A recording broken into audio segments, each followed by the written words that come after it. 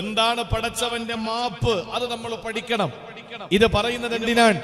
വഴിവിട്ട ജീവിതത്തോടുകൂടി, മലീമസമായ ജീവിതത്തോടുകൂടി നാശത്തിന്റെ വക്കിലെത്തി നിൽക്കുന്ന ഒരു തലമുറ അല്ലെങ്കിൽ ഒരു സമൂഹം, ആ സമൂഹം വീണ്ടും മതപതനത്തിന്റെ അധമഭാവത്തിലേക്ക് പതിച്ചു പോകുന്നതിന് വേണ്ടിയിട്ടല്ല, മറിച്ച് ഇനിയും സമയമുണ്ട്. സർവശക്തനായ, സർവാധിനാഥനായ, സർവഗുണസമ്പൂർണനായ, സർവജ്ഞനായ, സർവേശ്വരനായ അല്ലാഹുവിന്റെ മുന്നിൽ രണ്ട് കരങ്ങൾ നീട്ടിയിട്ട് അവന്റെ അഫുവിനെ ചോദിക്കാൻ ഇനിയും വൈകിയിട്ടില്ല. നമ്മൾ ഇതുവരെ ചെയ്ത മുഴുവനും അല്ലാഹുവിന്റെ മുന്നിൽ എണ്ണി എണ്ണി പറഞ്ഞ് റബ്ബേ ഇനിയെങ്കിലും നീ എന്നെ രക്ഷപ്പെടുത്തണം എന്ന് പറഞ്ഞാൽ നമുക്കിനിയും അവസരങ്ങൾ ഉണ്ട് എന്ന് പറയാൻ വേണ്ടിയിട്ടാണ്. അല്ലാതെ ഏതൊരു തിന്മയും ചെയ്തിട്ട് അല്ലാഹുവിന്റെ മുന്നിൽ വന്ന് പടച്ചവനെ, നാളെ പ്രവിശാലമായ പരലോകത്ത് ഒരിച്ചു നിൽക്കുന്ന സൂര്യന്റെ ചൂടേറ്റുകൊണ്ട്, ആ അരുണന്റെ കിരണമേറ്റുകൊണ്ട്, ചെമ്പുത്തറ താപം കൊണ്ട് അല്ലാഹുവേ നിന്റെ മുന്നിൽ ഞാൻ എത്തപ്പെടുന്ന സമയത്ത് കോടാനകോടി സൃഷ്ടികളുടെ മുന്നിൽ വെച്ച് ഞാൻ നിന്നോട് നിന്റെ മാപ്പ് ചോദിക്കുമെന്ന് പറയാൻ, ഇവിടെ തിന്മകൾ ചെയ്തു കൂട്ടിയിട്ട് വലിയ വലിയ പാപങ്ങളുടെ പാപപേരമേറിയിട്ട് എന്റെയും നിങ്ങളുടെയും മോശമായ ജീവിതത്തിന്റെ മധ്യയെ പടച്ചവനോട് പറയാനുള്ള ഒരു പ്രതിജ്ഞയ്ക്കോ അല്ലെങ്കിൽ പടച്ചവനോട് പറയാനുള്ള ഒരു തയ്യാറെടുപ്പിനോ പറയുന്നതല്ല. പിന്നെയോ അബൂ സുലൈമാനു ദാറാനി റഹ്മത്തുള്ളാഹി അലൈഹി ആ മുനാജാത്തിൽ അല്ലാഹുവിനോട് നാളെ നിന്റെ മുന്നിൽ വരുമ്പോൾ ഈ അബൂ സുലൈമാനു ദാറാനി എന്ന ഈ പാവപ്പെട്ടവനെ തെറ്റുകൾ ചെയ്തു പോയി എന്ന് നീ പറഞ്ഞാൽ, അല്ലാഹുവേ ഞാൻ അവിടെ വെച്ച് നിന്നോട് ചോദിക്കുന്നതിൽ നീ വലിയ മാപ്പ് ഇഷ്ടപ്പെടുന്നവനല്ലേ, പൊറുക്കുന്നവനല്ലേ, ഗഫാറല്ലേ, നീ വലിയ കരുണയുള്ളവനല്ലേ തമ്പുരാനെ, എനിക്കും നീ കാരുണ്യം തരണോ. നിന്റെ കരുണയുടെ ഒരു ഭാഗം കൊണ്ട് എന്നെ രക്ഷിക്കുന്നവരോട് പറയാനുള്ളത്, പാപം ചെയ്യാനുള്ള അവസരത്തിനോ പാപം ചെയ്യാനുള്ള പെർമിഷനോ വേണ്ടിയിട്ടല്ല. പിന്നെയോ പാപങ്ങളാൽ ജീവിതം പൊറുമുട്ടി നിൽക്കുമ്പോ ഇനി ഒരു വേള റബ്ബിന്റെ മുമ്പിൽ എല്ലാം തുറന്ന് പറഞ്ഞുകൊണ്ട് മാറാറ്, മാറ്റത്തിന്റെ മാറ്റൊലി സൃഷ്ടിക്കാൻ, പരിവർത്തനത്തിന്റെ പടകധ്വനി മുഴക്കാൻ അല്ലാഹുവിന്റെ ഖുർആനിലേക്കൊന്ന് മടങ്ങി വരാ, ഹബീബായ സല്ലല്ലാഹു അലൈഹി വസല്ലമ തങ്ങളുടെ തിരുചര്യ മുറുകെ പിടിക്കാൻ, അല്ലാഹു ഇഷ്ടപ്പെട്ട ദീനാകുന്ന ഇസ്ലാമിന്റെ വക്താക്കളായി മുസ്ലിമായി ജീവിച്ചു മരിക്കാൻ ഒരവസരം നമ്മുടെ മുന്നിൽ ഇനിയും ബാക്കിയുണ്ട് എന്ന ചിന്തയ്ക്ക് വേണ്ടിയാ, എന്ന ഒരു ആത്മവിചിന്തനത്തിന് വേണ്ടിയാണ് എന്റെയും നിങ്ങളുടെയും ജീവിതത്തെ വഴിമാറ്റി വിടണേ സഹോദരങ്ങളെ. ഒരു ദിവസം മുടങ്ങാതെ 17 പ്രാവശ്യം അല്ലാഹുവിനോട് ചോദിക്കുമല്ലോ, ഇഹ്ദിന സിറാത്തൽ മുസ്തഖീം, അല്ലാഹുവേ നീ എനിക്ക് മുസ്തഖീമായ പാതയിലേക്ക് ഹിദായത്ത് തരണേ, മുസ്തഖീമായ പാതയിലേക്ക്, യഥാർത്ഥ വഴിയിലേക്ക് എന്നെ നീ നടത്തണേ എന്ന് ദുആ ചെയ്യുമ്പോ 17 പ്രാവശ്യം നിർബന്ധമായി ഫാത്തിഹയിലൂടെ 5 നേരത്തെ നമസ്കാരത്തിലൂടെ ദുആ ചെയ്യുന്ന വിശാലമായവനാണ്, കാരുണ്യം വിശാലമായവനാ, അല്ലാഹു മാപ്പ് കൊടുക്കുന്നവനാണ്. എത്രത്തോളം എന്നറിയോ?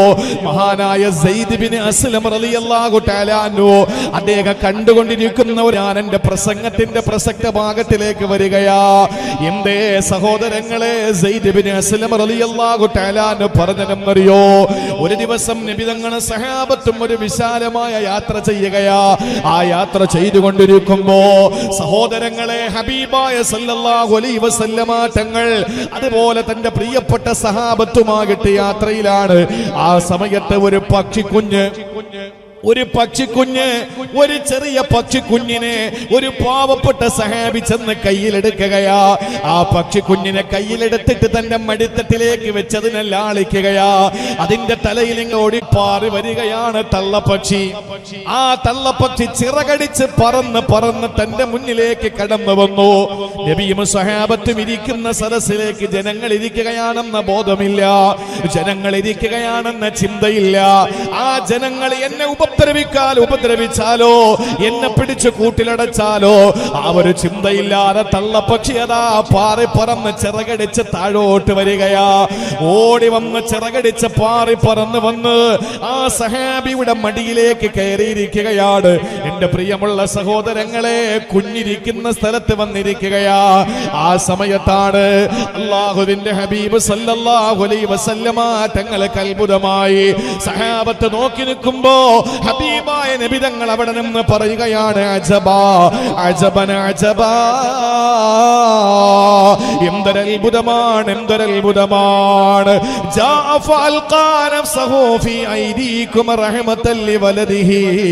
ആളുകൾ ഇത്രയും തിങ്ങിപ്പാട്ടിരിക്കുന്ന സമയത്ത് ഇവിടെ നിബിഡമായ ജനനിബിഡമായ ഈ സദസ്സിൽ ആ തള്ളപ്പക്ഷി ഇറങ്ങി വന്ന് നിന്റെ മടിത്തട്ടിൽ കയറി ഇരുന്ന രണ്ടിന്റെ പേരിലെന്നറിയോ? റഹ്മത്തല്ലി വലദിഹി. തന്റെ ജീവൻ പോയാലും വേണ്ടില്ല, താൻ കൂട്ടിലടക്കപ്പെട്ടാലും വേണ്ടില്ല, തന്റെ ആ പക്ഷിക്കുഞ്ഞുണ്ടല്ലോ, പക്ഷിക്കുഞ്ഞിനെ ചേർത്ത് പിടിക്കാൻ, ആ പക്ഷിക്കുഞ്ഞിനെ തന്റെ ചിറകിനടിയിലേക്ക് ഒളിപ്പിച്ച് നിർത്താൻ, തനിക്ക് ആശ്വാസം പകർന്നു കൊടുക്കാൻ, തന്റെ തള്ളപ്പക്ഷി തന്റെ ചൂട് തന്റെ ആ കുഞ്ഞു പക്ഷിക്കൊന്ന് പകർന്നു കൊടുക്കാൻ റഹ്മത്തല്ലി വലദിഹി കുഞ്ഞിനോടുള്ള കാരുണ്യത്തിന്റെ പേരിലാണ് ആ തള്ളപ്പക്ഷി ആളുകളുടെ ഇടയിലേക്ക് പറന്നിറങ്ങിയതെന്ന് റസൂലുള്ള പറഞ്ഞെങ്കിൽ, സഹോദരങ്ങളെ, നമ്മുടെ വിഷയം അവിടെയല്ല. കാരുണ്യത്തിന്റെ തിരുദൂതൻ അവിടെ നിന്ന് പ്രഖ്യാപിച്ച ഒരു പ്രഖ്യാപനമുണ്ട്. എന്തെന്നറിയോ? എന്നെ എന്നെ കേൾക്കാൻ വേണ്ടിയിട്ട് ഇവിടെ ഒരുമിച്ച് കൂടിയ സഹോദരങ്ങളോട് സഹോദരിമാരോട് പറയുകയാ, കോവിഡ് അതിന്റെ രൗദ്രതയിലും അതിന്റെ ഏറ്റവും വലിയ കാഠിന്യതയിലും ഉണ്ടാകുമ്പോ നമ്മൾ ചിന്തിക്കുന്നത്, എന്തേ പടച്ചവൻ ഇത്ര കരുണയില്ലാത്തവനാണോ? എന്തേ പടച്ചവൻ ഇത്ര കാരുണ്യമില്ലാത്തവനാണോ? നിരീശ്വരവാദികളൊക്കെ പറയാൻ തുടങ്ങി, എന്ത് പടച്ചവനാടാ, എന്ത് പടച്ചവനാടാ. അല്ലാഹു ഉണ്ടെങ്കിൽ അവനെ സുജൂദ് ചെയ്യുന്ന ആളുകളെ രക്ഷപ്പെടുത്തൂലേ? അങ്ങനെ ചിന്തിക്കുന്ന, അങ്ങനെ പറയുന്ന, അങ്ങനെ പ്രചരിപ്പിക്കുന്നവരോട് പറയാനുള്ളത്, അല്ലാഹു കരുണയില്ലാത്ത കഠിനഹൃദയനല്ല. അല്ലാഹു കാരുണ്യം ചൊരിയാത്ത കാഠിന്യതയുടെ പ്രതീകമല്ല. അല്ലാഹുവിന്റെ കരുണ നിങ്ങൾക്കറിയണോ? അല്ലാഹുവിന്റെ സ്നേഹം നിങ്ങൾക്കറിയണോ? ഒരു തള്ളപ്പക്ഷി അതിന്റെ ചിറകിനടിയിൽ ഒളിപ്പിക്കാൻ തന്റെ കുഞ്ഞു പക്ഷിയുടെ മുമ്പിലേക്ക് പറന്നിറങ്ങിയെങ്കിൽ അല്ലാഹുവിന്റെ ഹബീബ് സല്ലല്ലാഹു അലൈഹി വസല്ലമ തങ്ങൾ പറയുകയാണ്, ലല്ലാഹു അർഹമു ബി അബ്ദിഹിൽ മുഅ്മിനീൻ. അവനെ വിശ്വസിക്കുന്ന ഈമാനുള്ള ഒരു ദാസനോട് അല്ലാഹുവിന്റെ കരുണ ഏതുപോലെയോ അല്ലാഹുവിന്റെ റസൂൽ പറയുകയാണ്, അർഹമു, ഏറ്റവും വലിയ കാരുണ്യമാണ്, ഏറ്റവും വലിയ കരുണയാണ് ബി അബ്ദിഹിൽ മുഅ്മിനി, തന്റെ മുസ്ലിമായ മുഅ്മിനായ ദാസനോടല്ല കാണിക്കുന്നത്. ഈ തള്ളപ്പക്ഷിക്ക് അതിന്റെ കുഞ്ഞുപക്ഷിയോടുള്ള കാരുണ്യത്തെക്കാൾ സ്നേഹത്തെക്കാൾ അല്ലാഹുവിനവന്റെ മുഅ്മിനായ അടിമയോട് കരുണയാണ്, സ്നേഹമാണ്, വാത്സല്യമാണ്. അല്ലാഹു ഏറ്റവും കൂടുതൽ ഇഷ്ടപ്പെടുന്നതാണ്, അവൻ ഏറ്റവും കൂടുതൽ കരുണ കാണിക്കുന്നതാണ്. ഏതിനേക്കാൾ? ആ തള്ളപ്പക്ഷി തന്റെ കുഞ്ഞു പക്ഷിയോട് കാണിക്കുന്ന കാരുണ്യത്തെക്കാൾ, സ്നേഹത്തെക്കാൾ. സഹോദരങ്ങളെ, മറ്റൊരു ഹദീസിലെ കാണാം, ഒരു മാതാവിന് തന്റെ പൊന്നുമോനോടുള്ള സ്നേഹമുണ്ടല്ലോ, ഒരു മാതാവിന് തന്റെ പൊന്നുമോളോടുള്ള സ്നേഹമുണ്ടല്ലോ, കരുതലുണ്ടല്ലോ, വാത്സല്യമുണ്ടല്ലോ. വാപ്പ മീശ പിരിച്ചിട്ട് വീട്ടിൽ നിന്ന് പറക്കി വിട്ടാൽ, വീട്ടിൽ നിന്ന് പടിയടച്ച് പിണ്ഡം വെച്ചാൽ, ആരും കാണാതെ അടുക്കളയുടെ മുന്നിൽ നിൽക്കുന്ന പ്രിയപ്പെട്ട പൊന്നുമോന് പാതിരാത്രിയിൽ ചോറ് വിളമ്പി കൊടുക്കുന്ന പൊന്നുമ്മയുണ്ടല്ലോ, പ്രിയപ്പെട്ട മാതാവുണ്ടല്ലോ.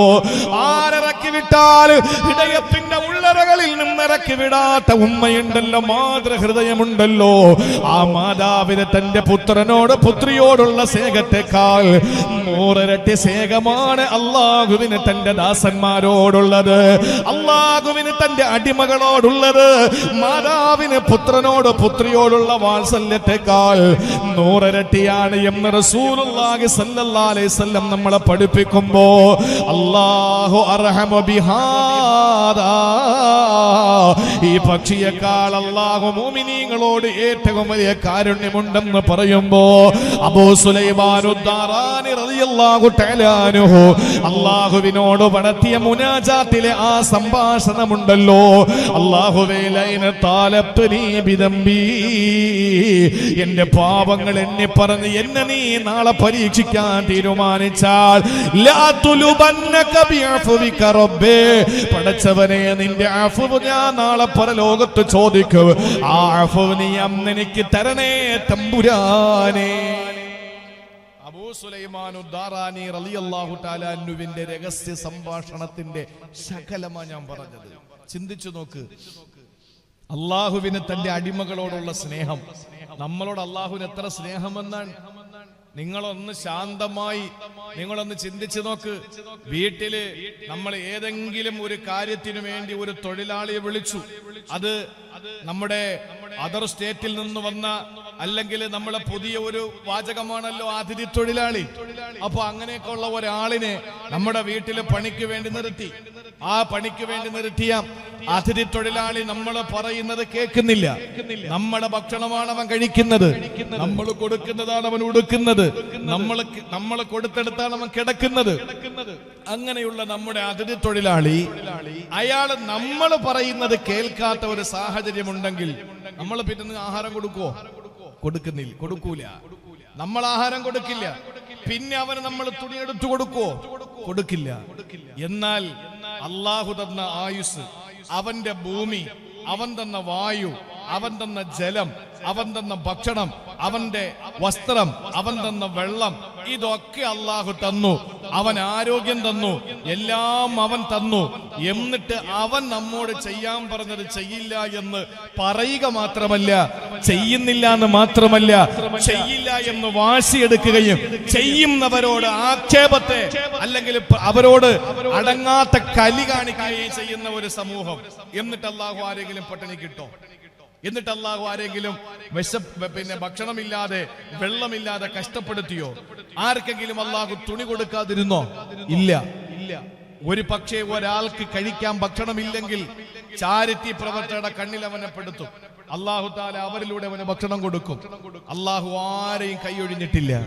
എത്ര കാരുണ്യമാണ് അവനുള്ളത്. നമ്മൾ ഏതെങ്കിലും ഒരു കാര്യം ഒരാളോട് പറഞ്ഞ് അയാള് നമ്മളോട് കാണിക്കുന്ന പ്രതിഷേധവും അല്ലെങ്കിൽ നമ്മളോട് കാണിക്കുന്ന അനുസരണക്കേടിന്റെ പേരിൽ പിന്നെ നമ്മൾ കൊടുക്കൂല. പക്ഷേ നമ്മളെ നിസ്കരിച്ചില്ലെങ്കിലും അള്ളാഹു വീണ്ടും തരുന്നു. ചോദിക്കുന്നതെല്ലാം തന്നുകൊണ്ടിരിക്കുന്നു. അവന്റെ കരുണ എത്ര വിശാലമാണ്, അവന്റെ കാരുണ്യം എത്ര വിശാലമാണ്. ഒരു തിരിച്ചറിവ് നമുക്ക് ഉണ്ടാകണം, ഒരു ബോധം നമുക്ക് ഉണ്ടാകണം.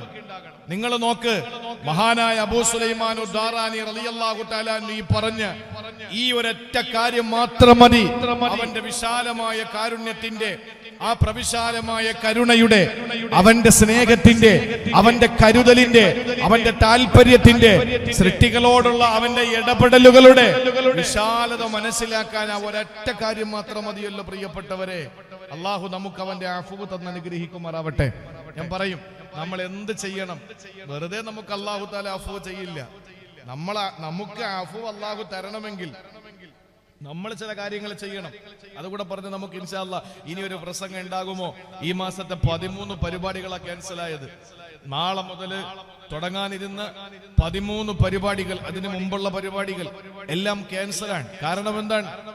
കോവിഡിന്റെ 3ാം തരംഗത്തിന്റെ ആ ഒരു വലിയ തരംഗം അത് നമ്മുടെ ജീവിതത്തെ എത്രമാത്രം നമുക്ക് ഭീഷണിയായി നിൽക്കുന്നു എന്ന് അറിയാത്തതിന്റെ പേരിൽ ഇപ്പൊ നമുക്ക് പെർമിഷൻ കിട്ടുന്നില്ല. അള്ളാഹുവിന്റെ തൗഫീക്ക് നമുക്കിവിടെ ഒരുമിച്ചുകൂടി ദ്വാരക്കാര് ഭാഗ്യം കിട്ടി. അള്ളാഹു ഒരു പ്രയാസവും ഇല്ലാതെ ഇത് നാളെ കൂടെ പര്യവസാനിപ്പിക്കാൻ അള്ളാഹു തൗഫീക്ക് നൽകട്ടെ. ശുക്ർ ചെയ്യണം, എത്രത്തോളം നമുക്ക് ചെയ്യാൻ പറ്റുമോ അത്രത്തോളം ശുക്ർ ചെയ്യണം. ദുആ ചെയ്യാനുള്ള ഒരു അവസരമാണ്. അള്ളാഹു അതിന് തൗഫീക്ക് നൽകി അനുഗ്രഹിക്കുമാറാവട്ടെ. ആരുടെ ദുആയാണ്, ആരുടെ ആമീനാണ് അള്ളാഹു കബൂലാക്കുന്നത് പറയാൻ കഴിയില്ല. അതുകൊണ്ട് ഇൻഷാ അല്ലാഹ് ഒന്നും മനസ്സിലാക്കി അള്ളാഹു തൗഫീക്ക് തരട്ടെ, അള്ളാഹു തൗഫീക്ക് തരട്ടെ. എന്റെ പ്രിയപ്പെട്ട സഹോദരങ്ങളെ, അള്ളാഹുവിന്റെ ഈ അഫ്വിനെ മനസ്സിലാക്കാൻ മഹാനായ ഒരു കവി അദ്ദേഹത്തിന്റെ മനസ്സിന്റെ സങ്കടങ്ങൾ മുഴുവനും, മനസ്സിലുള്ള മുഴുവൻ സങ്കടങ്ങളും അള്ളാഹുവിന്റെ മുന്നിൽ നിരത്തിവെക്കുകയാണ്. നിരത്തിവെക്കുമ്പോ അള്ളാഹുവിനോട് അവന്റെ കാരുണ്യത്തെ കൂടുതൽ പുകഴ്ത്തുകയാണ്. നമ്മുടെ ജീവിതത്തിൽ നമ്മൾ എത്ര വലിയ പാപം ചെയ്താലും നമ്മുടെ റബ്ബ്, നമ്മുടെ സ്രഷ്ടാവ് അതൊക്കെ നമുക്ക് പുറത്തു തരും. കാരണം എന്താണ്? നമ്മൾ ഇനി എത്ര വലിയ പാപം ചെയ്താലും ആ പാപത്തിന്റെക്കാൾ വിശാലമാണ് അവന്റെ കാരുണ്യം. അതാണ്, നമ്മൾ എത്ര വലിയ പാപം ചെയ്താലും കടലിന്റെ നുരയേക്കാൾ, കടലിലെ പതയേക്കാൾ. അതുകൊണ്ടാണ് ഒരു മഹാനെ പറയുകയാണ്, യാ റബ്ബി ഇനഅലുമത് ദുനൂബി കസറതാ ദുബി അൻഫുക അഅലമു ഇൻ കാന ലാ യർജൂക ഇല്ലാ മുഹ്സിനു ഫമനില്ലദീ യദ്ഉ വയർജുൽ മുജ്രിമു മാലിലൈക വസീലതുന ഇല്ലർ റജാ.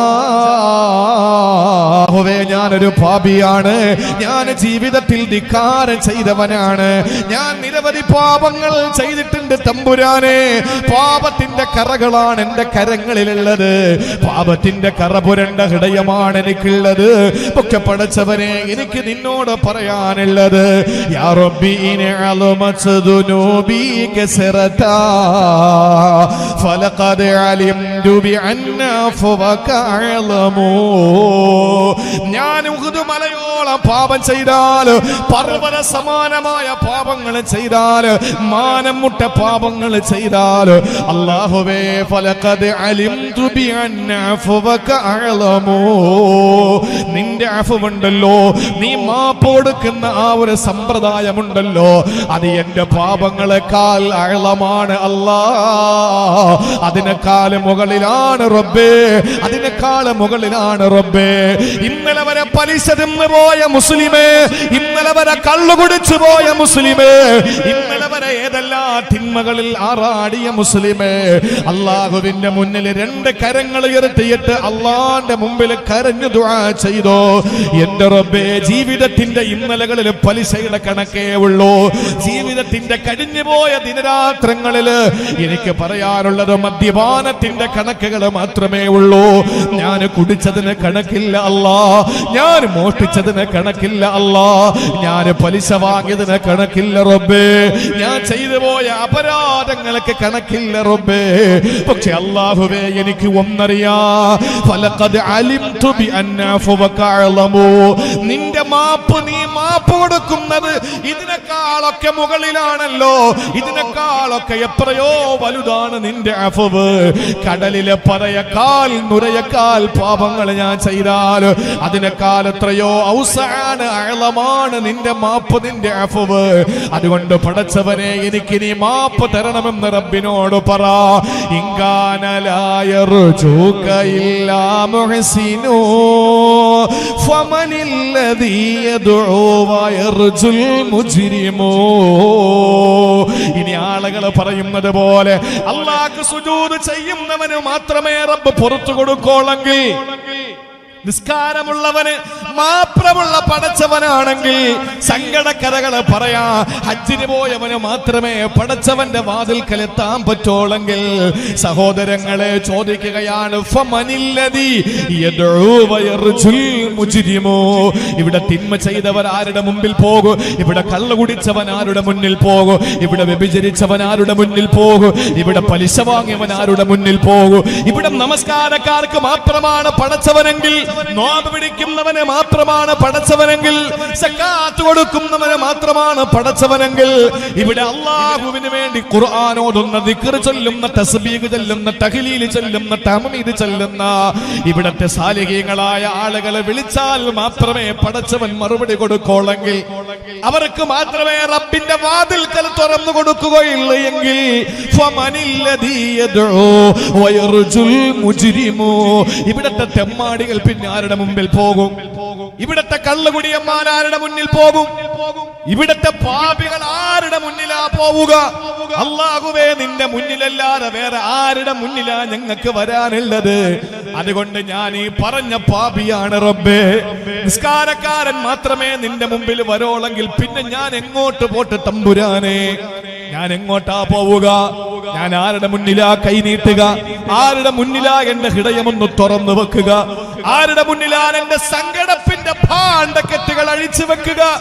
അല്ലാഹുവേ, നീ ഹജ്ജ് ചെയ്തവർക്ക് മാത്രമേ പാപം പൊറുക്കുകയുള്ളൂവെങ്കിൽ, നോമ്പ് പിടിക്കുന്നവർക്ക് മാത്രമേ അവരുടെ സങ്കടങ്ങൾ മാറ്റിക്കൊടുക്കുകയുള്ളൂ എങ്കിൽ, നിസ്കരിക്കുന്നവന് മാത്രമേ നീ ഭൗതികമായ സങ്കടങ്ങൾ മാറ്റിക്കൊടുക്കുകയുള്ളൂ എങ്കിൽ, എന്നെ പോലുള്ള പാപികൾ പിന്നെ ആരുടെ മുന്നിലാ പോവുക? ഞങ്ങൾക്ക് വേറെ ആരാ ഉള്ളത്? ഞങ്ങൾക്ക് വേറെ ആരാ ഉള്ളത് തമ്പുരാനെ? അതുകൊണ്ട് ഈ പാപി പറയുകയാണ്, എന്റെ പാപങ്ങളെക്കാൾ മുകളിലാണ് നിന്റെ അഫ്വ് എന്നുള്ളത് കൊണ്ട് തന്നെ ഈ പാപിയായ ഞാൻ നിന്നോട് പറയുന്നു, മാലി ഇലൈക വസീലത്തുൻ ഇല്ലർ റജാ വജമീല അഫ്വിക സുമ്മ ഇന്നി മുസ്ലിമൂ. മാലി ഇലൈക വസീലത്തുൻ ഇല്ലർ റജാ, എന്നെയും നിന്നെയും തമ്മിൽ ബന്ധിപ്പിക്കുന്ന എന്റെ ആഗ്രഹങ്ങൾ മാത്രമാണ് തമ്പുരാനെ. ഞാൻ വലിയ നിസ്കാരക്കാരനോ ഒന്നുമല്ല, പക്ഷേ എന്റെ മനസ്സിലുള്ള പ്രതീക്ഷകളാണ് നിന്നിലേക്ക് എന്നെ കൊണ്ടെത്തിക്കുന്നത്. നിന്റെ നല്ല മാപ്പുണ്ടല്ലോ, നീ മാപ്പ് കൊടുക്കുന്ന നിന്റെ അഫുണ്ടല്ലോ, അത് മാത്രമാണ് ഞാൻ നിന്റെ മുന്നിൽ ചോദിക്കുന്നത്. എന്റെയും നിന്റെയും ഇടയിൽ ആകെയുള്ള ബന്ധം അത് മാത്രമാണ്. തുമ്മ ഇന്നി മുസ്ലിമോ, പിന്നെ ഒന്നുമല്ലെങ്കിൽ ഞാനൊരു മുസ്ലിം അല്ലേ തമ്പുരാനെ? ആ ഒരു ഉറച്ച നിലപാട്, ആ ഒരു ഉറച്ച ആഗ്രഹം, ആ ഒരു ഉറച്ച പ്രതീക്ഷയിൽ നീട്ടൂ സഹോദരിമാരെ. റബ്ബിന്റെ മുമ്പിൽ കരങ്ങൾ നീട്ടുവോ? ഭൗതികമായ വിഷമങ്ങൾക്ക് നിങ്ങൾക്ക് പരിഹാരമാണ് അല്ലാഹു നിങ്ങൾക്ക് ഔദാര്യം ചൊരിയുന്ന അവന്റെ ഔദാര്യത്തിൽ നിന്ന് നിങ്ങളെ സമ്പൽ സമൃദ്ധിയിലാക്കിയ സംശയമില്ല. രോഗങ്ങൾ കൊണ്ട് ബുദ്ധിമുട്ടുന്നവരുണ്ടോ? നീട്ടുക റബ്ബിനോട് കരങ്ങൾ. ആ കരങ്ങൾ പടച്ച തമ്പുരാ തട്ടിക്കളയില്ല. കാരണം ആർക്കും കടന്നു ചെല്ലാൻ പറ്റുന്ന ഒരേ ഒരു സൃഷ്ടാവ്, ഒരേ ഒരു സംരക്ഷകന്, ഒരേ ഒരു സംഹാരകൻ, അത് അല്ലാഹു റബ്ബുൽ ഇസ്സത്ത് മാത്രമാണ്. ഇവിടെ അവനെ അനുസരിക്കുന്നവർക്ക് മാത്രമേ അല്ലാഹു തആല ഭക്ഷണം കൊടുക്കുള്ളെങ്കിൽ, ഇവിടെ അവനെ അനുസരിക്കാത്തവർ എവിടെ പോയി ഭക്ഷണം തേടും? എവിടെ പോയി ഭക്ഷണം തേടും? ബദർ യുദ്ധം നടക്കുമ്പോ മുസ്ലിം ഉമ്മത്ത് അള്ളാഹുവിന്റെ ഹബീബും പ്രിയപ്പെട്ട സഹാബത്തും ദുആ ചെയ്തത് അള്ളാഹുവിനോടാണ്, നീ രക്ഷപ്പെടുത്തണം റബ്ബേ. മറുഭാഗത്ത് അബൂജഹലും കൂട്ടരും ദുആ ചെയ്യുന്നത് ആരോടാണ്? അള്ളാഹുവിനോട്. അവരും ദുആ ചെയ്യുന്നത് പടച്ചവനോടാണ്, നീ രക്ഷപ്പെടുത്തണം പടച്ചവനെ. ആരെ? ഏതാണോ നീതിയുടെ പക്ഷത്തുള്ളത്, ഏതാണോ സത്യസന്ധമായിട്ടുള്ളത്, അതിനെ നീ രക്ഷപ്പെടുത്തണം, അല്ലാത്തതിനെ പരാജയപ്പെടുത്തണം. അവരും ദുആ ചെയ്യുന്നു. രണ്ടു കൂട്ടരും ദുആ ചെയ്യുന്നത് പടച്ചവനോടാ. കാരണം എന്താ?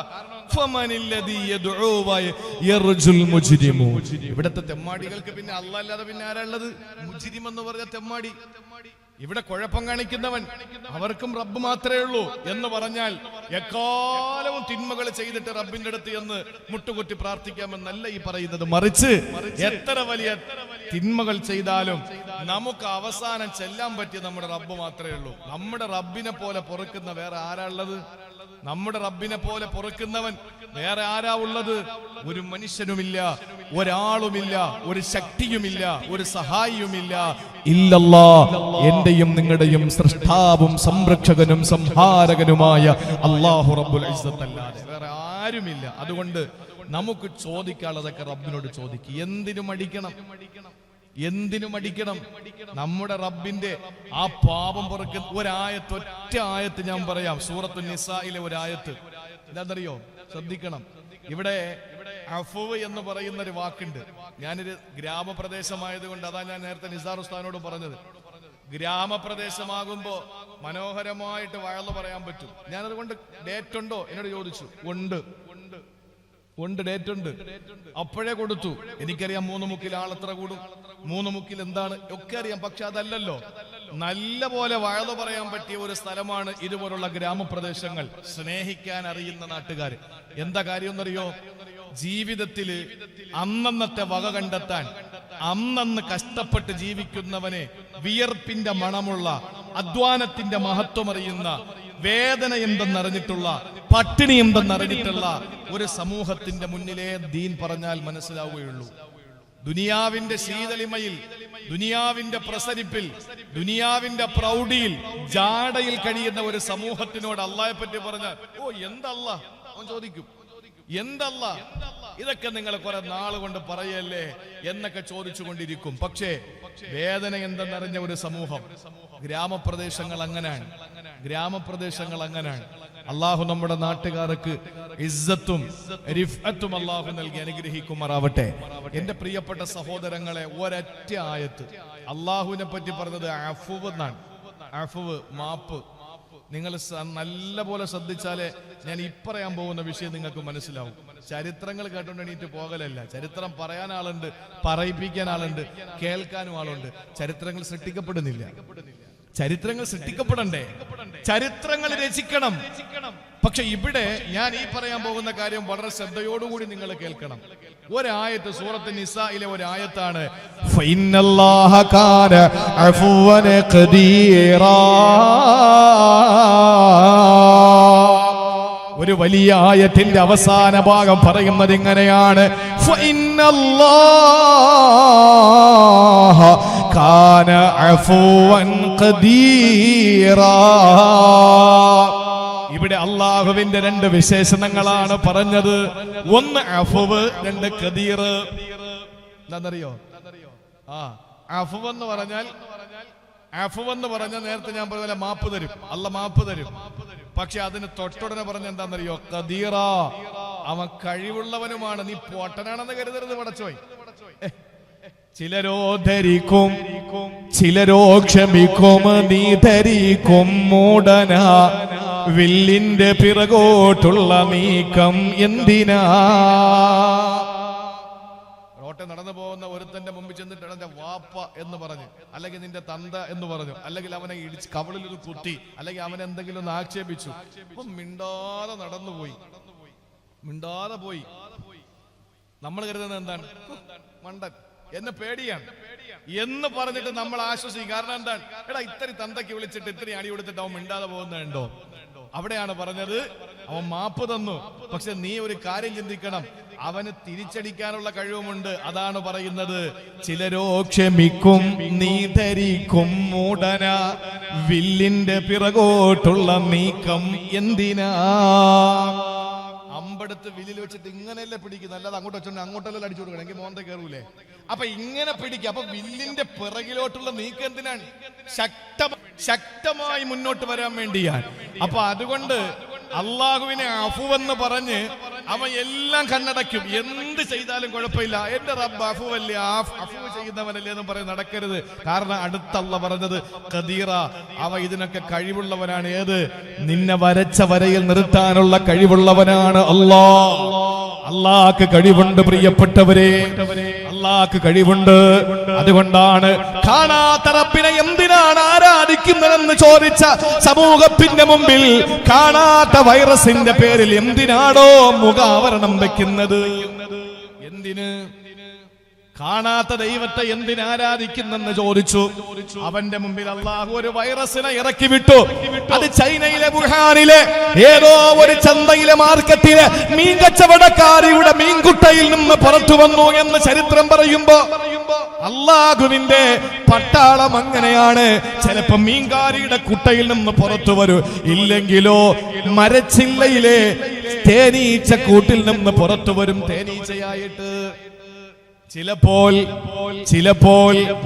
അടുപ്പിൽ നിന്ന് വെള്ളമായി പുറത്തു വരും. നൂഹ് നബിയുടെ സമുദായത്തെ നശിപ്പിച്ചതുപോലെ അള്ളാഹ്ക്ക് പല കഴിവുണ്ട്. നമ്മൾ ഉദ്ദേശിക്കുന്ന രീതിയിലല്ല.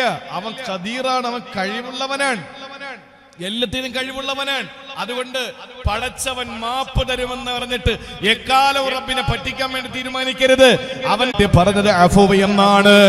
അഫ്വ് എന്ന് പറഞ്ഞാൽ മഗ്ഫിറത്തിനേക്കാൾ ഒരുപടി മുന്നിലാണ്. നമ്മൾ എപ്പോഴും ചോദിക്കേണ്ട അല്ലാഹുമ്മ ചുവരെ നീ എനിക്ക് മഗ്ഫിറത്ത് തരണേ അല്ലാ എന്ന് ചോദിക്കുന്നതിനേക്കാളും നല്ലത് എന്ത് ചോദിക്കണം? നീ അഫ്വ് തരണേ അല്ലാ. എന്താ കാര്യം? ഒരു ദിവസം മഹാനായ പ്രവാചകൻ അഷ്റഫുൽ ഖൽഖ് സല്ലല്ലാഹു അലൈഹി വസല്ലമ തങ്ങൾ മദീനത്തെ മിമ്പറിൽ നിൽക്കുകയാണ്. മദീനയുടെ മിമ്പറിൽ കയറി നിൽക്കുമ്പോ തൊട്ടു മുന്നിലാരാ? സഹാബത്തിന്റെ നീണ്ട നിരയാ.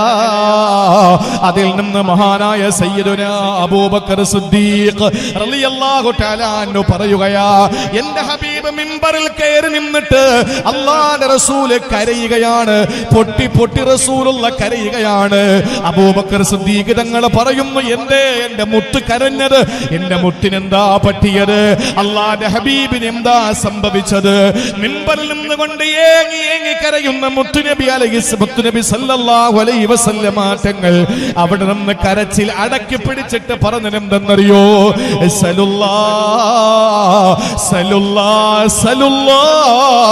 നിങ്ങൾ അല്ലാഹുവിനോട് ചോദിക്കണേ ഉമ്മത്തെ, നിങ്ങൾ അല്ലാഹുവിനോട് ചോദിക്കണേ സഹാബ. എന്താ ചോദിക്കേണ്ടത്? അൽ അഫ്വ വൽ ആഫിയ, അൽ അഫ്വ വൽ ആഫിയ. ഒന്ന് ദുനിയാവിലത്തെ കാര്യം, മറ്റൊന്ന് ആഖിറത്തിലെ കാര്യമാ പറഞ്ഞത്. ദുനിയാവ് വേണ്ട, എനിക്ക് ദുനിയാവൊന്നും വേണ്ട. ഏതാ ഒരു മലമടക്കിൽ ആട്ടിൻ പറ്റങ്ങളെ മേയ്ക്കാൻ വേണ്ടി പോകുമെന്ന് പറഞ്ഞ് ഒരു പുത്തൻ ചിന്താഗതി മനസ്സിന്റെ എവിടെയോ കോളിളക്ക സൃഷ്ടിച്ചപ്പോ, സഹോദരങ്ങളെ, മുസ്ലിം എന്ന് പറഞ്ഞാൽ ഏതെങ്കിലും മലമടക്കിൽ ചെന്ന് കട്ടം ബീഡിയും വലിച്ച് പച്ചക്കുപ്പായവും ധരിച്ചിട്ടിരിക്കുന്നവനല്ല മുസ്ലിം. പിന്നെ ആരാ മുസ്ലിം എന്ന് പറഞ്ഞാൽ? ആനോട്ടുകാവില് ജീവിക്കടാ, എന്നിട്ട് അയൽവാസിയോട് കാരുണ്യം കാണിക്കടാ, എന്നിട്ട് കടമകൾ തീർക്കടാ. ഇന്നലി ഐനികലൈക ഹഖ, നിന്റെ കണ്ണിനോട് ബാധ്യതയുണ്ട്, രാത്രി കിടന്നുറങ്ങടാ. ഇന്നലി ജസദികലൈക ഹഖ, നിന്റെ ശരീരത്തോടൊരു ബാധ്യതയുണ്ട്, കോവിഡ് പോലുള്ള മഹാമാരികൾ സൂക്ഷിക്കടാ. ഇന്നലി സൗജികലൈക ഹഖ, ആനോട്ടുകാവ് പള്ളിയിൽ ചെന്ന് പാതിരാത്രി എഴുത്തിക്കാഫിരിക്കലല്ല, ഭാര്യയ്ക്ക് നിനക്ക് കൊടുക്കാനുള്ളത് കൊടുക്കടാ, നീ മുസ്ലിമാണ്. ഇന്നലി ഐനികലൈക ഹഖ, ഇന്നലി ജസദികലൈക ഹഖ, ഇന്നലി സൗജികലൈക ഹഖ, ഇന്നലി സൗരികലൈക ഹഖ. ആരും കാണാതെ ഏതോ ഒരു പ്രൈവറ്റ് റൂമിനകത്ത് ഇരുന്നിട്ട് ആളുകൾ വരുമ്പോൾ ടോക്കൺ കൊടുത്തിട്ട് ഇപ്പൊ കാണാൻ വലിയ പ്രയാസമാണ്, അദ്ദേഹം അകത്തങ്ങനെ ഇരിക്കുകയാണ്, ഇപ്പൊ അങ്ങോട്ട് കാണാൻ പറ്റൂല, പോടാ നിന്റെ പണി നോക്കിയിട്ട്. എന്റെ റസൂലുള്ളാഹിന്റെ മുമ്പിൽ കടകടഞ്ഞിട്ടില്ലടോ, പിന്നെ നബിതങ്ങളെക്കാളും വലിയ ആളാണോ ഇരിക്കുന്നത്? ഇന്നലെ സൗരികലൈക ഹഖ, എന്റെ മുത്തു പറഞ്ഞതെന്താണ്? നിന്നെ കാണാൻ വരുന്ന വിസിറ്റേഴ്സിനോട് നിനക്ക് ബാധ്യതകളുണ്ട്. ആരെങ്കിലും കാണാൻ വരുമ്പോ കഥ കൂടച്ചകത്തിരുന്നിട്ട് അനുയായികൾ പറയുന്നു, മൂപ്പരപ്പ കാണാൻ പറ്റൂല, ഓ അത്രയും വലിയ ആളാ, മൂപ്പരാണോ കോവിഡ്, കാണാൻ പറ്റാത്ത സാധനം. എന്റെ ഹബീബിന്റെ വീട്ടിന്റെ മുമ്പിൽ വാതിൽ അടയ്ക്കപ്പെട്ടിട്ടില്ല, ഏത് സമയത്ത് കടന്നു പോകാം. അതിനേക്കാളും വലിയൊരു ലോകത്ത് നേതാവില്ലല്ലോ. ഇന്നലി സൗരികലൈക ഹഖ, നിന്നെ കാണാൻ വരുന്നവരോട് നിനക്ക് ബാധ്യതയുണ്ട്. ഈ ആനോട്ടുകാവിലുള്ള മുസ്ലിമേ, നീ മുസ്ലിമാണോ? നീ സ്വർഗാവകാശിയാണോ നരകാവകാശിയാണോ? ആരാ പറയേണ്ടത്? നിന്റെ വീടിന്റെ അപ്പുറത്ത് താമസിക്കുന്ന ഹിന്ദു, അവൻ പറയണം നീ മുസ്ലിമാണെന്ന്, നീ നല്ലവനാണെന്ന്. അവൻ പറയണം, നബിയെ ഞാൻ മുസ്ലിമാണോ, ഞാൻ സ്വർഗാവകാശിയാണോ? അല്ലാഹുവിന്റെ ഹബീബ് പറഞ്ഞു, ഞാൻ നല്ലവനാണോ എന്ന് ചോദിച്ചയാളോട് അത് ഞാനല്ല പറയേണ്ടത്, പറയേണ്ടതിന്റെ അയൽവാസിയാണ്. അവൻ നീ നല്ലവനാണെന്ന് പറഞ്ഞ നീ നല്ലവനാണ്, അയൽവാസി മുസ്ലിമാകണമെന്നില്ല. തൊട്ടപ്പുറത്തുള്ള ഹിന്ദു പറയുന്നു നീ നല്ലവനാണ്, എങ്കിൽ നീ നല്ലവനാണ്. അപ്പൊ ജനങ്ങളുടെ ഇടയിൽ താമസിക്കണം, ജനങ്ങളുടെ ഇടയിൽ ജീവിക്കണം. അങ്ങനെ ജീവിക്കുമ്പോഴാണ് യഥാർത്ഥ മുസ്ലിം ആവുക, അപ്പോഴാണ് യഥാർത്ഥ മുസ്ലിം ആവുക. അല്ലാതെ ഏതോ മലമടക്കിൽ പോയിട്ട് കഴിയലല്ല മുസ്ലിം എന്ന് പറഞ്ഞാൽ. ജനങ്ങളോടുള്ള ബാധ്യതകൾ വീട്ടിലാണ് മുസ്ലിം എന്ന് പറഞ്ഞാൽ. എന്റെ പ്രിയപ്പെട്ട സഹോദരങ്ങളെ, അഫ്വ് എന്ന് പറയുന്നത് ഈ മഗ്ഫിറത്ത് എന്ന് പറയുന്നതിനേക്കാൾ മുകളിലാണ്. അതുകൊണ്ടാണ് ദുനിയാവും ആഖിറവും ചോദിക്കാൻ നബി തങ്ങൾ പറഞ്ഞത്. മിമ്പറിൽ നിന്ന് കരഞ്ഞുകൊണ്ട് സിദ്ദീഖുൽ അക്ബർ റളിയല്ലാഹു അൻഹു പറയുന്ന, റസൂലുള്ള മിമ്പറിൽ നിന്ന് കരയുന്നു. ഞങ്ങൾ ശ്രദ്ധിച്ചപ്പോൾ നബി തങ്ങൾ കരച്ചിൽ അടക്കി പിടിച്ചിട്ട് പറയുകയാണ്, സലുല്ലാഹ അൽ അഫ്വ വൽ ആഫിയ. നിങ്ങൾ രണ്ട് കാര്യങ്ങൾ ചോദിക്കണം, ഒന്ന് ദുനിയാവിൻ്റെതാണ്, മറ്റൊന്ന് ആഖിറത്തിൻ്റെതാണ്. ഏതാണ് ദുനിയാവിൻ്റെത് ആഖിറത്തിൻ്റെത്? അൽ അഫ്വ. അല്ലാഹ് രണ്ടാമത് ചോദിക്കേണ്ടത് വൽ ആഫിയ, ഭൗതിക ലോകത്തെ ഈ ദുനിയാവിലെ ശാരീരിക ആരോഗ്യം, ആഫിയത്ത് വേണം. ഉണ്ടെങ്കിൽ ഈ ഭാഗത്തെടുക്കാൻ പറ്റുള്ളൂ. ചോദിക്കാൻ പറഞ്ഞു. ആഖിറത്തില് പിന്നെ ആരോഗ്യത്തിന്റെ ആവശ്യമില്ലാതെ വേറൊരു ലെവലും വേറൊരു ലോകവുമാണ്. ആഖിറത്തിൽ ആവശ്യമായത് എന്താണ്? അഫ്വ്, റബ്ബിന്റെ അഫ്വ്. ഇത് രണ്ടും ചോദിക്കണം. നിങ്ങൾ മഗ്ഫിറത്തിനേക്കാൾ വിശാലമാണ് അഫ്വ്. എന്താ മഗ്ഫിറത്ത് എന്ന് അറിയോ? കൊണ്ടാണ് പ്രിയപ്പെട്ട സഹോദരങ്ങളെ സൂറത്തുൻ നിസായിൽ അല്ലാഹ് പറഞ്ഞത്, ഇന്നല്ലാഹ കാന അഫ്വൻ ഖദീറാ. അല്ലാഹു അഫ്വാണ്. നിങ്ങൾ ചെയ്ത പാപങ്ങളെ അല്ലാഹു പൊറുക്കുക മാത്രമല്ല, അതിന് അല്ലാഹുവിന്റെ മാലാഖമാരുടെ ഏതിൽ നിന്ന് കർമ്മ പുസ്തകത്തിൽ നിന്ന്, റെക്കോർഡ് പുസ്തകത്തിൽ നിന്ന് തന്നെ അല്ലാഹു ആ ഡയറിയിൽ നിന്ന് തന്നെ നീക്കം ചെയ്യുന്നതാണ്. പക്ഷേ എന്ന് കരുതി കിട്ടിയ കാലവും അല്ലാഹനെ പറ്റിക്കാമെന്ന് കരുതല്ലേ. കാര്യം എന്താണ്? അല്ലാഹു ഖദീറാ, ഖദീറുമാണ്. ഈ ശിക്ഷ നടപ്പിലാക്കാൻ കഴിവുള്ളവനുമാണ്, ഖുദ്റത്തുള്ളവനാണ്. ദാ വരുന്ന 3 മാസം കഴിഞ്ഞാൽ പരിശുദ്ധമായ റമളാൻ, പരിശുദ്ധ റമളാൻ. ആത്മാർത്ഥമായിട്ട് ദ്വാരക്കിൽ കഴിഞ്ഞ 2 റമളാനും നമുക്ക് ഫലപ്രദമാക്കാൻ കഴിഞ്ഞില്ല. 2 റമളാനും ഫലപ്രാപ്തിയിൽ നമുക്ക് എത്താൻ കഴിഞ്ഞില്ല. ഒന്ന് ചിന്തിച്ചു നോക്കി എന്റെ പ്രിയപ്പെട്ട സഹോദരങ്ങളെ, റമളാനിലൊക്കെ എന്തായിരുന്നു നമ്മുടെ പള്ളികൾ? എത്ര ആവേശമായിരുന്നു നമുക്ക്.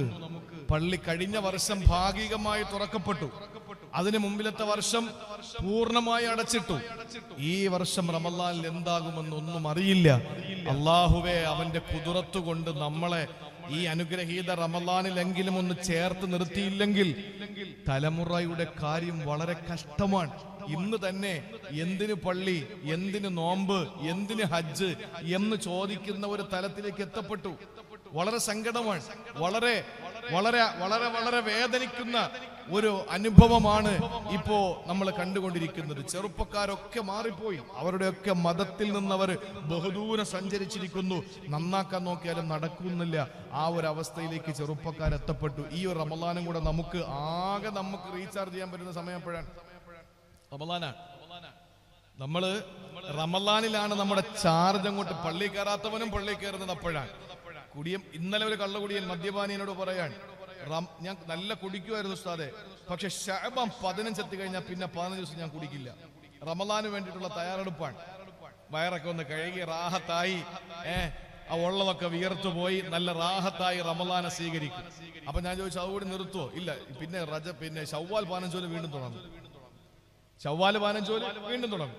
അപ്പൊ കുടിക്കുന്ന മദ്യപാനികൾ പോലും അവർ റീചാർജ് ചെയ്യുന്ന റമളാനിലാണ്. അവർക്ക് നല്ല ചാർജ് കിട്ടുന്ന റമളാനിലാണ്.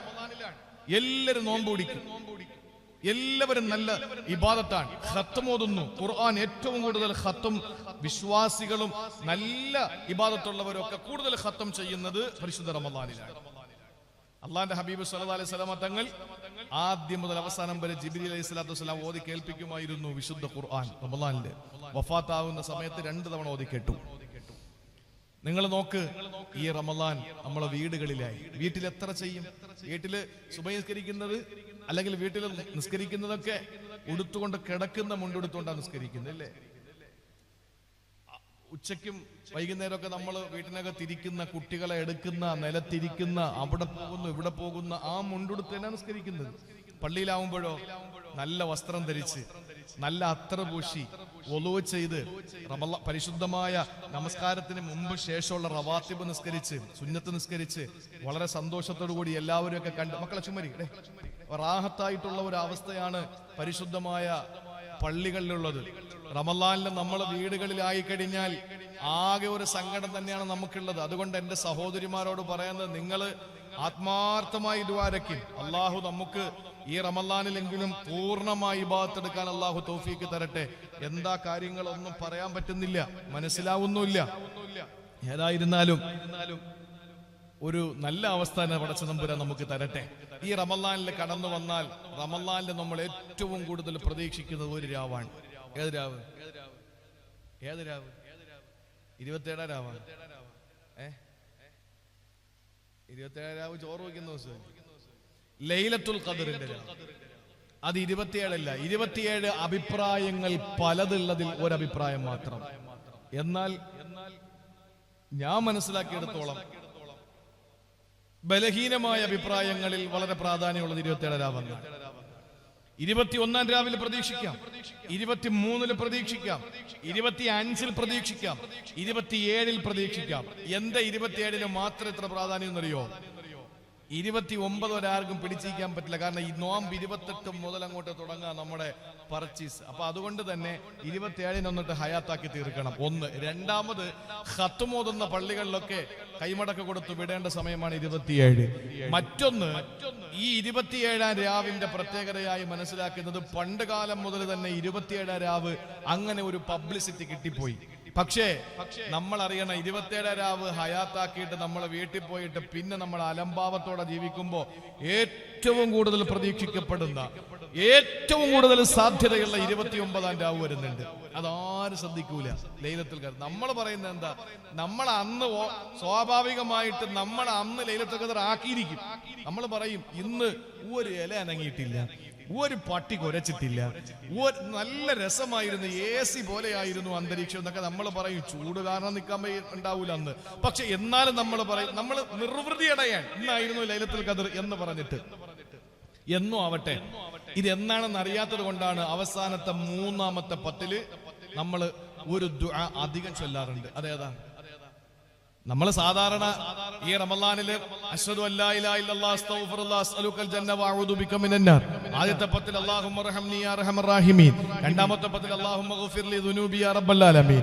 മൂന്നാമത്തെ 10 അല്ലാഹുമ്മ അഅ്തിഖ്നി മിനന്നാരി വഅദ്ഖിൽനൽ ജന്നത യാ റബ്ബൽ ആലമീൻ. ഇത് പറയുന്നതോടൊപ്പം 3-ാമത്തെ 10 മാത്രം നമ്മൾ പറയുന്ന ഒരു ദുആ ഉണ്ട്. അതേതാ? ആ ദുആയാണ് ആയിഷ റളിയല്ലാഹു തആല അൻഹ ഒരു ദിവസം ഹബീബായ നബി തങ്ങളോട് ചോദിക്കുന്നു, നബിയേ, ചോദിച്ചതാരാണെന്ന് ചിന്തിക്കണേ. പള്ളിയിൽ വരുന്നവർക്ക് മാത്രമല്ല ഈ വിഷയമുള്ളത്, വീട്ടിലിരിക്കുന്നവർക്കും 27-ാം രാവായാലും 21-ാം രാവായാലും 23-ആയാലും 5-ആയാലും 9-ആയാലും ലൈലത്തുൽ ഖദർ ഏറ്റവും കൂടുതൽ പ്രതീക്ഷിക്കപ്പെടുന്ന രാവുകൾ ഹയാത്താക്കേണ്ടത് പള്ളിയിൽ വരുന്നവര് മാത്രമല്ല, വീടുകളിൽ കഴിയുന്നവർ കൂടിയാ. കാരണം ഈ ഏറ്റവും സുപ്രധാനമായ ചോദ്യം ചോദിച്ചത് പള്ളിയിൽ വരുന്ന അബൂബക്കർ എന്ന വാപ്പയല്ല, ഉമർ എന്ന് പറയുന്ന വാപ്പാന്റെ കൂട്ടുകാരനല്ല, ഉസ്മാൻ ബിൻ അഫ്ഫാൻ എന്ന് പറയുന്ന വാപ്പാന്റെ മറ്റൊരു കൂട്ടുകാരനല്ല. ആരായി സംശയം ചോദിച്ചതെന്നറിയോ? അബൂബക്കറിന്റെ പൊന്ന് അറിയില്ലല്ലോ എന്നാണെന്ന്. അള്ളാന്റെ തിരുദൂതരെ, എന്നാണെന്ന് അറിയില്ല, പക്ഷേ ഈ ലൈലത്തുൽ ഖദർ പ്രതീക്ഷിക്കപ്പെടുന്ന ആ രാവിൽ ഞാൻ എന്താ പറയേണ്ടത് നബിയെ? ചോദിച്ചത് വീട്ടിലിരിക്കുന്ന ഭാര്യയാണ് ചോദിച്ചത് എന്ന് പറഞ്ഞാൽ ആനോട്ടുകാവ് പള്ളിയിലുള്ള ആണുങ്ങൾക്ക് മാത്രമല്ല ബാധകമാകുന്നത്. എന്റെ പ്രിയപ്പെട്ട പെങ്ങന്മാരെ, നിങ്ങൾ വീടുകളിൽ കഴിയുമ്പോ നിങ്ങൾക്കും അത് ബാധകമാണ്. ആയിഷ ബീവി എന്ന നിങ്ങളുടെ പ്രതിനിധിയാണ് ചോദിച്ചത്, ഈ പരിശുദ്ധമായ ലൈലത്തുൽ ഖദർ പ്രതീക്ഷിക്കുന്ന രാവിൽ ഞാൻ എന്താണ് പറയേണ്ടത് നബിയെ, ഒന്ന് പഠിപ്പിച്ചു തരുവോ? ആയിഷ, നീ പറയണേ, അല്ലാഹുമ്മ ഇന്നക അഫ്വുൻ തുഹിബ്ബുൽ അഫ്വ ഫഅഫു അന്നി.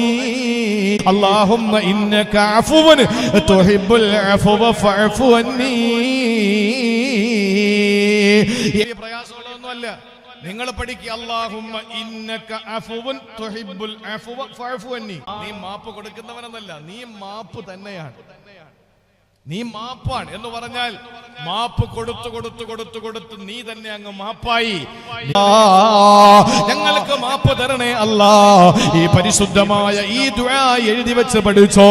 എന്നിട്ട് 27-ാം രാവിലെ മാത്രമല്ല മുസ്ലിമേ, പരിശുദ്ധമായ റമളാൻ മാസത്തിലെ അവസാനത്തെ 10 ലൈലത്തുൽ ഖദർ പരീക്ഷിക്കപ്പെടുന്ന ഏത് രാവായാലും ആ രാവിലെ നമ്മൾ പറയണേ, അല്ലാഹുമ്മ ഇന്നക അഫ്വുൻ തുഹിബ്ബുൽ അഫ്വ ഫഅഫു അന്നി.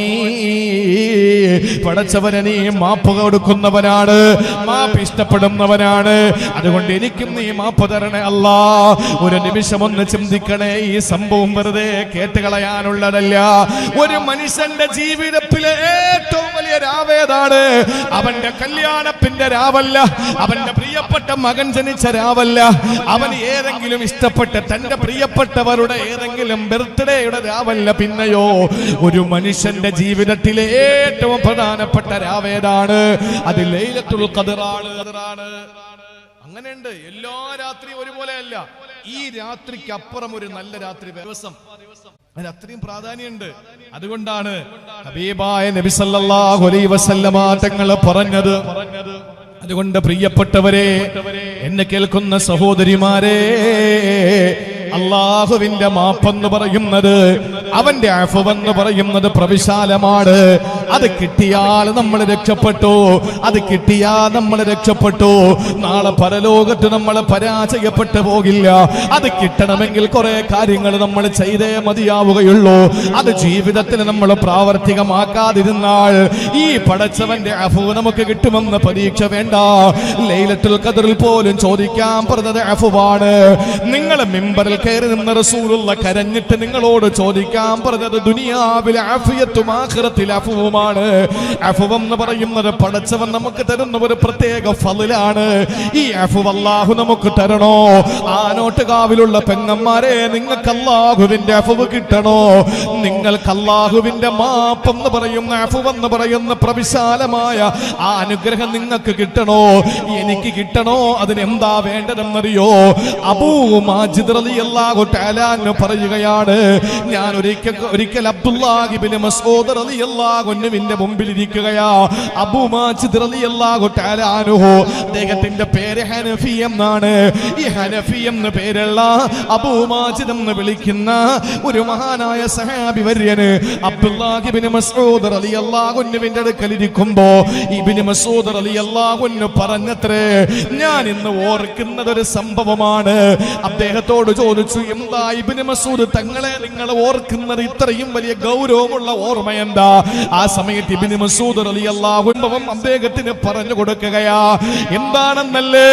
മഹാനായ അബ്ദുല്ലാഹി ഇബ്നു മസ്ഊദ് റളിയല്ലാഹു അൻഹു പറയുകയാണ്, റസൂലുള്ളാഹിന്റെ മുന്നിൽ ആദ്യമായി മോഷണം കുറ്റം ചെയ്യപ്പെട്ട, മോഷണത്തിന്റെ പേരിൽ ശിക്ഷ വിധിക്കപ്പെട്ട, കൈ ഛേദിക്കപ്പെടുന്ന ആദ്യത്തെ സംഭവം കൊണ്ടുവരികയാണ്. ആദ്യമായിട്ട് കൈ ഛേദിക്കപ്പെടുന്നത്, ആദ്യമായി കൈ മുറിച്ച് കളയുന്ന ആ സംഭവമാണ് റസൂലുള്ളാഹിന്റെ മുന്നിൽ കൊണ്ടുവന്നപ്പോൾ ഞാൻ ഹബീബായ നബി തങ്ങളുടെ മുഖത്തേക്ക് ഇങ്ങനെ നോക്കി. ആ സമയത്ത് റസൂലുള്ളാഹി വലിയ ദുഃഖിതനായിരുന്നു, ഖിന്നനായിരുന്നു. ഹബീബായ നബി തങ്ങളുടെ മുഖത്ത് വല്ലാത്ത വിഷമം തളം കെട്ടി നിൽക്കുകയാണ്, വിഷാദം തളം കെട്ടി നിൽക്കുകയാണ്. എല്ലാവരും നോക്കി നിൽക്കുമ്പോ റസൂലുള്ളാഹിയുടെ ശിക്ഷ നടപ്പിലാക്കുന്നു. അവന്റെ കൈ മുറിച്ച് കളഞ്ഞു. എന്നിട്ട് എല്ലാവരും പോയപ്പോൾ ഇബ്നു മസ്ഊദ് തങ്ങൾ പറയുകയാണ്, ഞാൻ പതുക്കെ പതുക്കെ ഇലാ ഹദറത്തി റസൂലില്ലാഹ്, ഹബീബായ നബി തങ്ങളുടെ ചാരത്തേക്ക് ചെന്നിട്ട് ചോദിച്ചു, യാ റസൂലല്ലാഹ്, അല്ലാഹുവിന്റെ ഹബീബേ, അല്ലാഹുവിന്റെ പ്രവാചകരെ, അങ്ങയുടെ മുഖത്ത് വലിയ സങ്കടം ഞാൻ കാണുന്നല്ലോ. എന്തേ ഈ ശിക്ഷ നടപ്പിലാക്കിയത് അങ്ങക്ക് ഇഷ്ടമല്ലേ? അങ്ങക്ക് ഇഷ്ടമായില്ലേ? ആ സമയത്താണ് റസൂലുള്ള എന്നോട് പറഞ്ഞു, എന്താണെന്നറിയോ? ലാ തകൂനൂ ഇഖ്വാനൽ ലിശയാതീൻ, നിങ്ങൾ ശൈത്താന്റെ ആളുകളായി മാറല്ലേ. ഒരു മനുഷ്യനെ ന്യായാധിപന്റെ മുമ്പിൽ കൊണ്ടുവന്നാൽ അവനെ ശിക്ഷിക്കലല്ലാതെ നിവർത്തിയില്ല. നിങ്ങൾക്ക് മാപ്പ് കൊടുത്തുകൂടായിരുന്നോ? എന്തിനാ എന്റെ മുന്നിൽ കൊണ്ടുവന്നത്?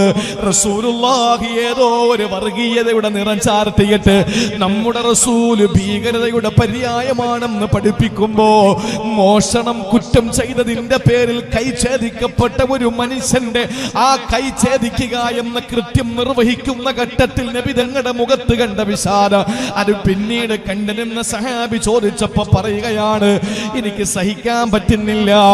നിങ്ങൾ എന്തിനാണ് ആ പാവത്തിനെ എന്റെ മുന്നിൽ കൊണ്ടുവന്നത്? നിങ്ങൾക്ക് കൊണ്ടുവരാതിരുന്നൂടെ? കൊണ്ടുവന്നാൽ ന്യായാധിപന്റെ മുമ്പിൽ കൊണ്ടുവന്നാൽ ശിക്ഷ നടപ്പിലാക്കാതെ നിവർത്തിയില്ലല്ലോ. നിങ്ങൾ എന്ത് ചെയ്യണമായിരുന്നു? ഇന്നല്ലാഹ അഫ്വുൻ യുഹിബ്ബുൽ അഫ്വ, അല്ലാഹു അഫ്വിനെ ഇഷ്ടപ്പെടുന്നുണ്ട്. അതുകൊണ്ട് അല്ലാഹു അഫ്വിനെ ഇഷ്ടപ്പെടുന്ന സ്ഥിതിക്ക് നിങ്ങൾക്കും അങ്ങ് മാപ്പ് കൊടുത്തുകൂടായിരുന്നോ? നിങ്ങൾക്കങ്ങ് പൊരുത്തപ്പെട്ടുകൂടായിരുന്നോ? എന്തിനാണ് എന്റെ മുന്നിൽ കൊണ്ടുവന്നത്? ഞാൻ എന്റെ മുന്നിൽ കൊണ്ടുവന്ന ഒരു ഒരു കുറ്റവാളിയെ ശിക്ഷിക്കാതെ വിടുന്നത് ഭൂഷണമല്ലല്ലോ എന്ന് പറഞ്ഞിട്ട് ഹബീബായ നബി തങ്ങൾ ഓതിക്കൊടുത്ത ആയത്തേതാ? അത് സൂറത്തുൻ നൂറിലെ ഒരു ആയത്താണ്. അതാണ് ഞാൻ ആമുഖമായി തബറുക്കിന് വേണ്ടി ഓതിയത്. നബി തങ്ങൾ ഓതുകയാണ്, വല്യഅഫൂ വല്യസ്ഫഹൂ അലാ തുഹിബ്ബൂന അയ്യഗ്ഫിറല്ലാഹു ലക്കും വല്ലാഹു ഗഫൂറുർ റഹീം. നമുക്ക് റബ്ബിന്റെ അഫ്വ് കിട്ടണമെങ്കിൽ നമ്മൾ ചെയ്യേണ്ട കാര്യമാണ് ഈ പറഞ്ഞത്. എന്ത് വേണം? കൊടുക്കുന്നതേ കിട്ടൂ സഹോദരങ്ങളെ, കൊടുക്കുന്നതേ കിട്ടൂ.